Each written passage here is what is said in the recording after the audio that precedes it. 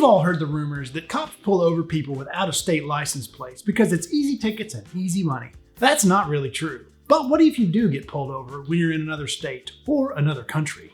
Getting pulled over in another state or another country is nerve-wracking and an ordeal that nobody wants to go through. But what should you do if you get pulled over while you're traveling far from home? I'm attorney Andrew Flushy, and this channel is about defending your rights. Subscribe for a new video every Tuesday. Damon Fryer, a Canadian, is driving his Lamborghini through California when he's stopped by the police. Can I see your license, registration, and insurance, please? Yeah, sure. His interaction has been reviewed by some other channels, but I'm going to give you my insight as a Virginia traffic attorney so you can know what takeaways you should have from this interaction if you're pulled over while you're traveling in another state or another country. You have the registration insurance? Yeah. Okay, look for the registration. This is registration? Yeah, that's it. How about insurance? You got that? That's all there. That's one piece. Show me, because I've never seen this one. That's all of it. Insurance, registration, everything. Show me where the insurance is, though. What do you mean? Point out what is what. This is a fancy car, so this shows that it's registration. Yeah, and it also is insured by the same company. Can you show me where the company is? Because I need to list that on my ticket. Where the company is? Yeah. I believe it's all this. I mean, I'm not an insurance company. I'm not really sure. Okay. I don't see that there's any insurance information here, so you'll be getting cited for that too, okay? Here you go. Maybe this is it? This guy's in a good mood. You can view the whole interaction over on Damon's channel, Daily Driven Exotics. But for a professional car guy who says he gets stopped by the police routinely, he should know to have his documents all at the ready. On the other hand, Officer Torres could definitely be a little nicer and more professional about his questions, but he is in the right to ask for clarification about the insurance.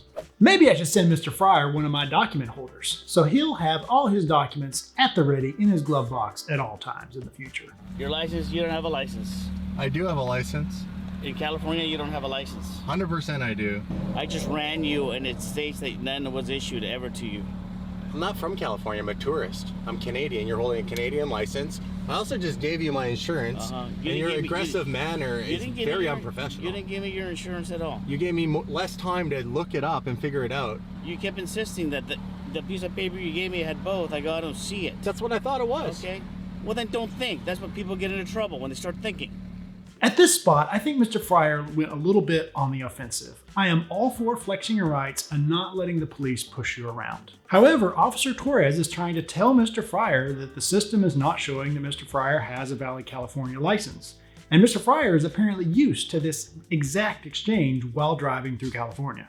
Officers routinely have people present licenses from other states and even other countries. What happens a lot of times is someone will actually move to the state where they're being pulled over. They'll establish residence there and they won't update their license and get a license in their new home state.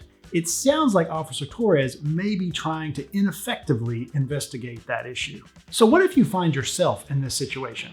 Mr. Fryer could have cut this off at the pass if he had stated at the outset that he was a tourist or was on vacation or business travel merely passing through the area.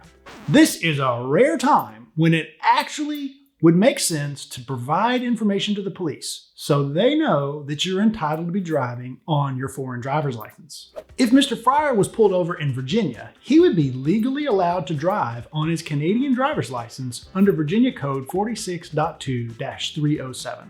This statute allows non-residents to drive in Virginia using a valid license from their home state or their home country. This law in Virginia is very similar to the same applicable law in California.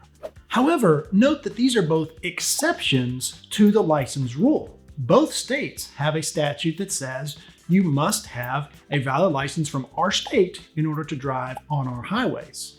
There are also then exceptions that allow people with foreign licenses to drive in those states.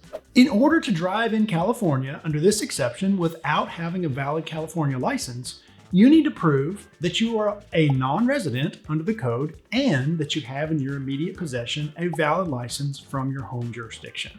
Officer Torres is not wrong that you need to have a California license to drive on California roads. However, he's incomplete because he should know as an officer that there are many exceptions that allow people to drive on California roads without a California driver's license. One is the situation Mr. Fryer's in, being a non-resident with a valid Canadian license. Another good example is being an active duty member of the military. They're able to drive on their license from their home jurisdiction as well, of course. If you're pulled over while traveling on vacation in another jurisdiction, you could certainly remain silent, don't talk to the police, and simply let the officer issue a ticket for not having a valid license in the state where you're vacationing. Or you could simply very quickly explain that you're on vacation, where you're staying, here's your license from your home state or country, and hopefully not get a ticket that you later have to return to fight. In my experience, officers routinely encounter people who have actually moved to the state the officer's pulling them over in. They don't have a valid license from that state, and they have not gotten their new license within the requisite time. In Virginia, you only have 60 days from when you become a Virginia resident to continue using your foreign license, since now you're not a non-resident anymore. Overall, this situation provides an opportunity for both Mr. Fryer and Officer Torres to do better next time. Officer Torres could have been more professional and refrained from ridiculous orders like, "Don't think." But at the end of the stop, he just gave Mr. Fryer a single ticket for stopping on the highway, which was the initial reason for the stop in the first place. Mr. Fryer did a pretty good job of protecting himself and maintaining his composure. However, as a professional car guy who's been through this with officers and his own attorneys in the past, he should definitely be more prepared with proof of his insurance documentation. I would also never recommend that you accuse an officer on the scene of being unprofessional or aggressive. That is only going to escalate the situation even more. Your main takeaway should be to always have your documentation at the ready whenever you're operating a vehicle. I can't tell you how many DUI cases I've worked on where one of the factors that indicate impairment are that the defendant took too long to find his registration and his driver's license. Your glove box is probably a mess like most people's. Take an opportunity now to go clean it out. Take out all of your old expired paperwork. Make sure you have a clearly marked envelope right on the top that has your current registration, your current insurance, and in Virginia, we also have an inspection receipt that I recommend you keep. Those 3 documents are what Virginia drivers should have. You should check your state to see what documents need to be in your clearly marked envelope. So when an officer pulls you over, you grab that one envelope and you hand it over and everything's ready to go. And if you're a tourist somewhere or on business travel, you may want to tell the officer that right up front or be prepared to assert that defense in court. To learn how the police are actually trying to manipulate you, check out my next video on how the police use small talk to try to get information out of you. I'll see you there.